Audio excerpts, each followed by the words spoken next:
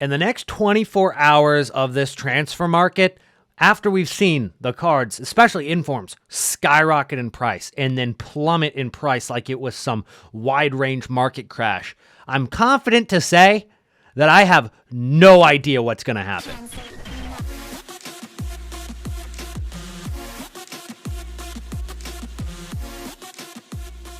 Yes, I'll be honest with you guys. For the next 24 hours, with the release of the Standard Edition, we've got ones to watch, and we've got possibly some squad building challenges. I'm not sure where the market's going to go as a whole. Will it rise? Will it drop? Today, it did that 3 times. Rise and drop. So it's really tough to say, but what I will confidently tell you is you do not want to be holding your cards for all too long in this market right now. It is way too volatile. I'm not talking about just a certain card. I'm talking about every single meta card on the market, whether it's from Goretzka all the way to Haaland to some of the lower rated guys like Gomez. It's too volatile right now to be holding after you make your profit. So if you pick up at a low point and you see yourself with 5 to 10K profit and you say, hey, you know what? I think it might go up a little bit higher. It's probably not gonna.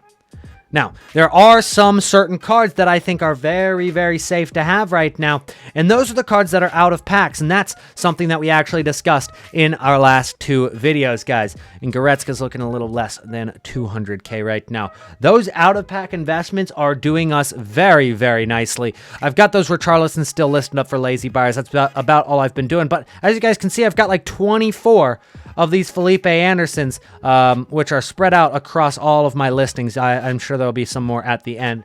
And I've got some Locatellis that I'm listing up right now, and I'll explain that investment in a second. But I've got like 24 of those Felipe Anderson cards, guys. I got them all for 2.6 thousand coins. You guys saw that a couple episodes ago. And if you guys followed my lead on investing in Felipe Anderson or Costil, you're making good profit, and especially for Felipe Anderson. If you take a look at his card now, we got him for 2.6. Well, he's about 6,000 coins plus now, and he reached near 7,000 coins a couple hours ago. And right now you can sell him pretty comfortably for 6.3, which is almost tripling our coins. You guys think that title was clickbait a couple of days ago where I said triple your coins in a week? No, guys. I was very serious about that. That Felipe Anderson will triple in price. I think he might go higher than that.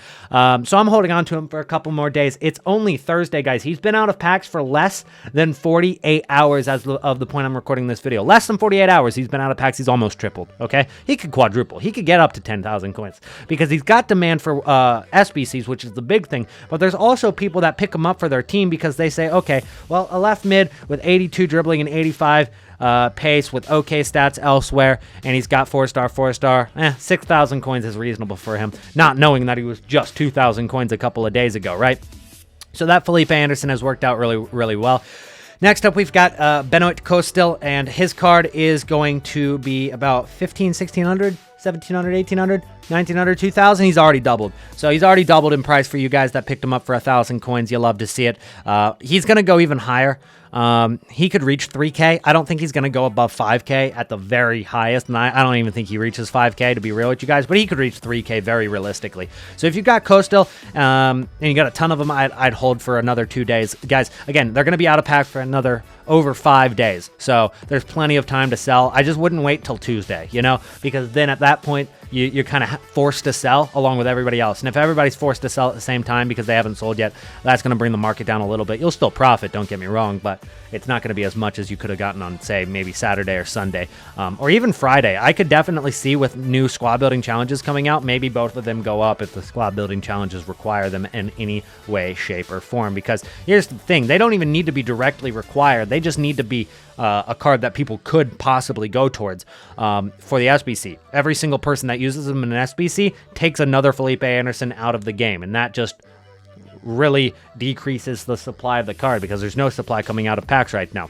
Locatelli, on the other hand, is a different investment that I'm picking up, guys. I got them all for like 1,300, 1,200 coins. I didn't get a deal for them by any means, guys, and he's still that price right now. There's definitely time for you to get in on this investment as well. Locatelli right now at about 1,300 coins, guys. Yeah, I mean, there's a couple of them for maybe 1,400 now. Maybe he's risen about 100 coins. Yeah, so it's not too difficult to get him for this price still. although it does seem to me that he is slightly starting to rise. The Locatelli is still pretty cheap. And he's 82 rated and he's a non-rare, and you might like, well, okay, there's a ton of 82 rated non-rares, but there is going to be ones to watch dropping today, and we actually have the ones to watch confirmed for Team 1. And I'm going to go ahead and pull that up for you guys right now and show you the full team for Team number 1. And here it is. Right there, we've got Alaba, Berghaus, Ronaldo, Dumfries, Grealish, Hakimi, Locatelli, Malin, Saul, Upamecano, and Varane. If you guys remember, in the last episode, I talked about Malin and Richarlison. I talked about how Malin would actually probably be better than Richarlison, and this is the reason. He's going to go out of packs tomorrow for ones to watch, and he was about 2,000 coins when I said that. He's already up to about 2.4, 2.5. I'm telling you right now, guys, it's not too late, all right? Even if you're picking him up for a little bit above what he was at his lowest, you're not getting the best deal for him. It's not too late on the Malin. He's definitely got potential of going even higher, because you've also got people that are getting the game today as the standard edition.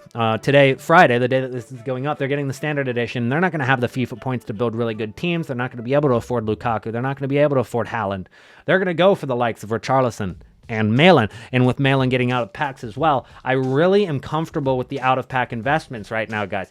I've talked about some meta cards, high-rated, low-rated, and they've bounced around, and I could say I'm 100% correct about all those cards because they did go up at one point, but realistically, it's a little bit misleading given the fact that, yes, Zakaria, who I said would go up in price from 70k, went up to 90. He did, but now he's 58. So if you didn't sell within those 2 hours, then you're screwed. You're losing a ton of coins. It's a very dangerous game to play right now with the market, and that's why I made the intro to today's video so blunt and straightforward. For the next 24 hours on the market, it is wild. There's so much going on, and I asked my chat, what percent of coins are you liquid? And you can ask yourself this as well. What percent of coins are you liquid right now? As you can see, I'm not very liquid, but that's just because I have a trade going on. I'm trying to flip an icon. Balak, I picked up for 650,000 coins. I'm trying to sell for 709. So realistically, I am over 50% liquid, but most people said between 20% and 50% they're liquid. The rest of their coins are already in cards, okay? And if that tells us something, it tells us that people don't have actually that much buying power right now to make more investments or demand for their team. A lot of people already have their squads right now. Now, on the other hand, I think a lot of people are going to want to be upgrading their squads going into next week. I know I am. My squad is a Serie A team, and it's not very expensive. It's the same Serie A team that we did in our 50K video, the best possible 50,000 coin team, and it really is the best possible 50,000 coin team, although the prices have slightly dropped, so it might only be like 35K now. I don't know for sure about that. Just an estimate. But they're going to be wanting to upgrade, you know. They're going to want to get, instead of Mertens, they might be going Dybala. Instead of Dumfries, you know, they might be going either OTW Dumfries or Cuadrado. Instead of center back Ibanez, they might be going Koulibaly. Instead of Veretout, maybe an icon. You know what I'm saying? So they are going to be upgrading their teams because of the rewards this year from FUT Champions. At the very least, these FUT Champion rewards are very appealing. Whether everybody gets to them or not, I don't know. But you can see during the playoffs right there, those are the rewards for the playoffs. And the rewards for the playoffs aren't great. But once you get into FUT Champs, I mean, you can literally go 0-20. You can lose 20 matches, all 20 matches, and you will get this as a reward. 2 FUT Champion players. You get a Premium Gold Players pack, which is a 25k pack, a 45k pack, a 15k pack, and 10,000 coins to go 0-20, right? And if you were to win yourself 8 games, if you went 8-12, you get yourself one of 4 FUT Champions players, a 100k pack, a Premium Team of the Week pack, which I believe is just 3 of the current Team of the Week players, and 35,000 coins for going 8-12 in FUT Champions. Now, it's going to be a lot harder this year. It's going to be a lot sweatier. I don't know how successful we'll be and how far we'll make it on our account. I don't know how far you guys will make it, depending on your skill level. But the rewards are very appealing.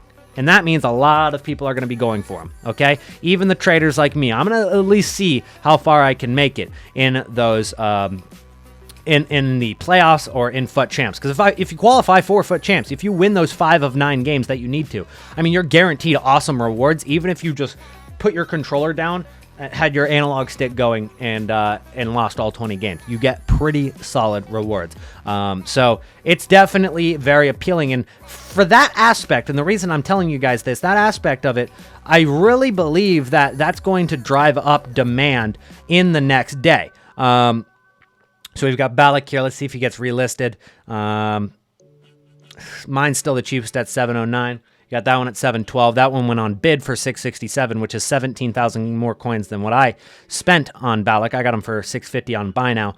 And about 35K tax right there means that I'd be making like 30,000 coins if he does sell for the price that I'm hoping for. So that'd be really awesome. And I'll keep relisting throughout the night. Anyways, I digress. Those cards, like Kante and De Bruyne and Llorente and Goretzka and all those really good cards, the icons, the high rateds, I still stand by the fact that I think they're going to rise going into next week. The demand is going to be there. It's just right now, people are very timid. They're very afraid to buy. They're very afraid to even hold cards. For me, I wanted to be liquid on the Haaland that I bought last night. I didn't make any profit on the Haalands. In fact, I lost like 20,000 coins on it. I took an L just because I was like, you know what? He was at a low point, and then he went even lower. There's no telling that he could even go lower and lower and lower because of the OTW promo. Over the next 24 hours, it is very, very hard to predict. Nobody can tell you for certain what's going to happen, although maybe you could give a little bit of a kind of a hypothesis on it. I don't think anybody can tell you what's going to happen over the next 24 hours in the market. I don't think it's going to be anything crazy either way. I just don't know if it's going to go up or down. So right now I'm stay liquid. I'm going to wait for my opportunity to pounce on a card that I think is going to go up, and I'm going to play it safe with out-of-pack investing. It's been the move for this week. It's been proven with that Felipe Anderson, and I think you guys are overlooking the ones to watch investments out of packs. The Locatellis, he's going to go out of packs for ones to watch, all right? The Daniel Mellon's going to go out of packs for ones to watch, and then you've got the other cards, you know, Alaba, he's going to go out of packs. Will he rise a little bit because he's meta, or will people just replace him with the ones to watch? It's a tough call. Berghaus, I don't really think his gold card goes for anything. Dumfries, I mean, I'm literally using Dumfries in my team right now. He's got some demand for people's teams. You've got Grealish. If there's an SBC that rises the price of 83 rated cards or 84 rated cards, like a player of the month, you could see that card, like Grealish, go up more than the other 84s. Hakimi, his out-of-pack investment, I think, is really solid because he's been, you know, people have said that he's the best right pack in the game, and he's already 160K as a gold card. He went extinct at 120, and then he shot up to 160 now, which I can actually go ahead and take a look at and see what he has, what he's at currently. The Hakimi card is 100, and let's go ahead and check at 160. About 150. He's about 150 right now. He's capped at 200, and he's going to go out of packs. I can't imagine that OTW is anywhere close to the price of this, so I don't see too many people replacing the gold Hakimi with the OTW Hakimi too early. So I could definitely see the gold Hakimi rising quite a bit.